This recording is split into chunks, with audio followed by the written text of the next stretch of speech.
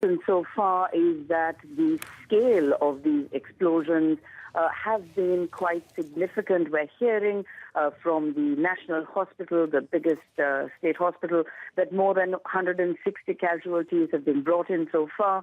There are local reports in the media that say more than 25 people have been killed in the explosions. There are still reports of casualties being brought in various modes of transport from these locations into the National Hospital. Now, the local media, there is a lot of traffic online, on social media. There are people that are circulating pictures of the attacks. There are some video clips that are happening. And it is very much early stages in terms of finding out what exactly has happened. But that's what we're hearing so far. Not just the churches, but also a number of five-star hotels. As many as 3 of the hotels reported to have been targeted by these explosions. Darren? Manel, just give us a sense where exactly these hotels and churches are in the capital and where Negombo is in relation to the capital. In terms of the bulk or the majority of the explosions, Darren, we're talking around the heart of Colombo. It's very much not just the commercial heart, but where you have all or many of the five-star hotels all sort of dotted around a seafront esplanade, even the St. Anthony's Church, the site of one of the larger explosions we're hearing, bordering basically that coastal belt, all within a radius of a few kilometers. And this is what we're hearing has occurred. Now, the police seems to have cordoned off the area. People, obviously, there were hundreds of people, not just those who had gone to those churches for Easter Sunday services, people in the areas who had also flocked around as soon as these things occurred. We're hearing the police advising all the bystanders, everyone sort of crowding around the areas to be cleared, doing that, cordoning it off, because one of the local media stations has just reported that there may be the possibility of further explosions. There might be more explosive devices within the premises, and they have basically asked people to clear the area and taking steps to make sure that, to minimize casualties. Darren? And Manel, at this point, do we have any idea as to who is likely to be behind these attacks? That's the sort of concerning thing, Darren. I mean, at this stage, it's open-ended in terms of there are no obvious suspects. Sri Lanka in 2019 marks 10 years since the end of a very brutal conflict with the Tamil Tigers. There was a time in this country a few years ago when the moment you heard an explosion, it was the obvious thing. It was a terrorist attack. It was the Tamil Tigers. With such a long time since the end of the war, the kind of decimation of the Tigers, it doesn't seem logical to assume that this is terrorist-related. However, we do not know. Sri Lanka also, Darren, has got a violent past. We had a number of militant insurgencies where there was a lot of violence. The political scenario has not been the nicest thing when you look at political rivalries. So it is very open-ended. People have no idea what to think at this stage. Yeah, Manel, I mean, there are some reports that suggest that this isn't the first time that churches have been attacked in Sri Lanka. What more can you tell us about that? Sri Lanka, in recent years, there have been some targeting of churches. Now, that's been on different scales. You had this backlash of sort of nationalist, extremist kind of targeting some of the conversions in churches. This is not only in Sri Lanka, it's been seen in other parts of the world. But a few years ago, we did have, for example, evangelical churches being attacked. But this just seems to go way beyond that, Darren, because the scale of the explosion, the pictures of the St. Anthony's Church, the one in Colombo, where literally the roof is blown out, it's just a massive explosion, as well as we've seen the targeting of all these five-star hotels. So even if that might be within the spectrum of possibilities, it just seems to be far more organized and at a far larger scale than anything we've seen before. All right, Manel Fernandez. Manel, for the time being, thank you very much for that. Let's cross over, if we can, to Ashik Nazardine, joins us now from the capital, Colombo. He's a journalist who's been following this story very closely.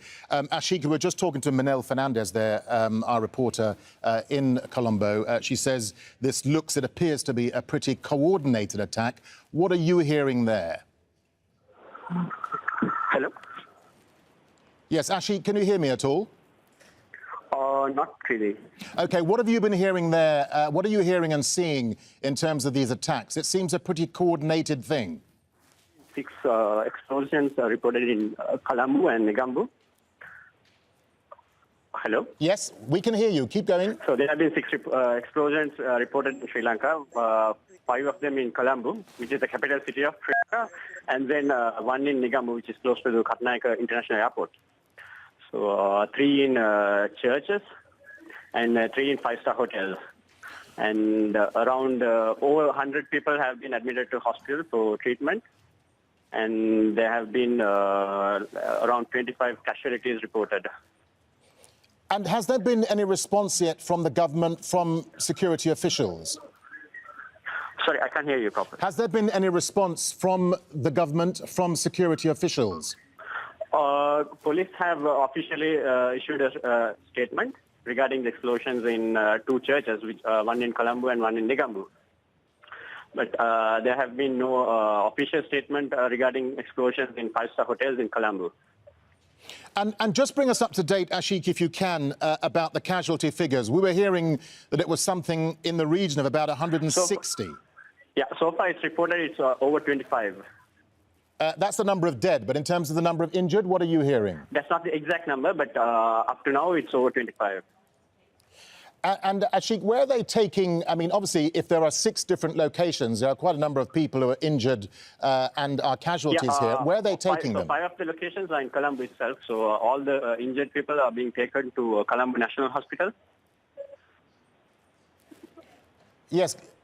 And what about the hotels that reportedly have been attacked as well? Do we know where exactly these hotels are? There have been casualties in hotels as well. Sorry, Ashik, could you say that again? There have been casualties in hotels as well, and I just got reports from the site saying even 3 foreigners have passed away. Yeah, and can you tell us where these hotels are, which hotels they are? You want the names?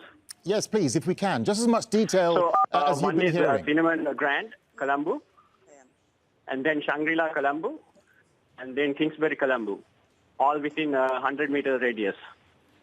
OK, all right. Ashik Nazardine, for the time being, we'll leave it there. Let's cross back, if we can, to our reporter in Colombo, Manel Fernandez. Manel, we were just talking to Ashik Nazardine there. He's a journalist, and he's been giving us some updates. But just bring us up to date now on what you've been hearing in terms of the latest casualty figures, because the numbers seem to be varying in terms of those injured and those who've been killed. That's right, Darren. Obviously, very early stages as this kind of crisis unfolds in Colombo, in Sri Lanka.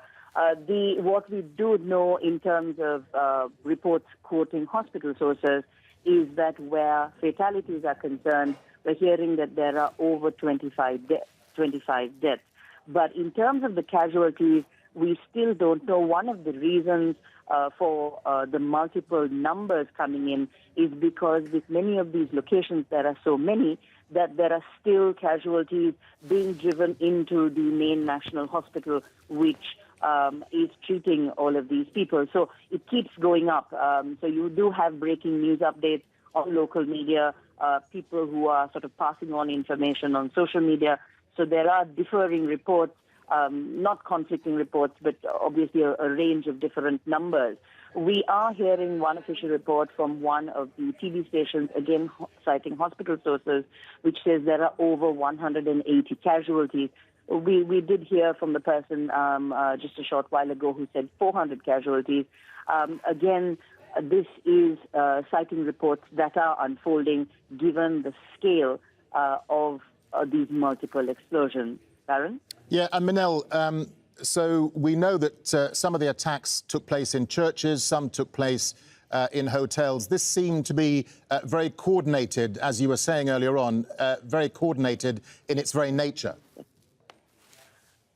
That's right, Darren, which is why, I mean, right now there's literally shockwaves going through the population in this country. We haven't seen anything of this scale or nature for years. And in terms of the way you saw these attacks unfold, it all started occurring mid-morning, right in the middle of Easter Sunday services. That was the first we heard, the two explosions in the churches. Subsequently, the rest of them all followed very closely. Within an hour or an hour and a half, we found these reports breaking that all these multiple locations had explosions, and basically the casualty numbers were building. So it does seem, which is why when we spoke earlier, talking of, who might be behind it, what is likely to be the cause. I mean, Sri Lanka, as we said before, has had a very violent past. This is not something new. We've seen multiple explosions. We've seen huge casualties. We're a country that have seen suicide bomb blasts. We've seen militant insurgencies. We've seen literally the works.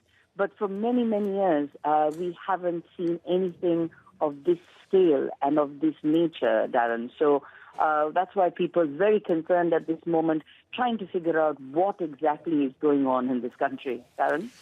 And Minal, we know that Easter Sunday, of course, is one of the major feasts in the Christian calendar. I mean, is there a sense that perhaps these attacks were timed to take maximum advantage of the fact that people had gathered in churches? That definitely, in terms of you look at the choice of the locations, Darren, does kind of point to the fact that the churches were targeted. However, if you look at St. Anthony's Church, while being a very, very revered and sacred Catholic shrine, it is something that has appealed to Sri Lankans across the board. It is something that invokes a lot of piety among people of all different faiths. People for its reputation. There are people from all walks of life, from all different faiths of Colombo that go regularly to the services at St. Anthony's Church. So while it was Easter Sunday, and it does appear that these were two locations that were targeted for the crowd, it could have basically directly targeted on an Easter Sunday. It, like I said, does seem far greater than that, much wider in terms of its reach and scale, Darren. Minal, what about the hotels in terms of those that were attacked? Where are they, and do we know which hotels they were? Yes, the reports basically that we have is they're all five-star hotels, again, within the sort of heart of Colombo, literally a kilometer or a little over that from the St. Anthony's Church. The three hotels, the Shangri-La Hotel, Sri Lanka's most recent five-star hotel, again on the seafront esplanade in Colombo. The other hotel, a hotel called the Kingsbury, again a five-star hotel built in partnership with Doka companies. And the third one is a hotel called the Cinnamon Grand. Now, people who have passed through Colombo would know these names because these are very much the leading five-star hotels in Colombo.